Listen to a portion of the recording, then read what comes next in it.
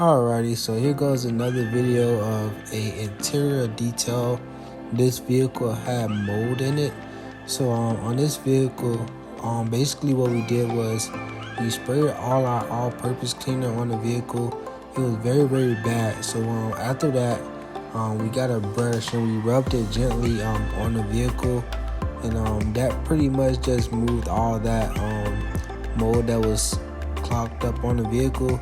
And we just made it cleaner, got it all cleaned off, and removed all the mold that you can actually see on the surface of that vehicle. We went through the sides of the door panels. We did the actual seat as well. Once that was done, we pretty much just vacuumed up all the excess bacteria and any other things amongst the vehicle. We did our leather protection and we wiped the vehicle off.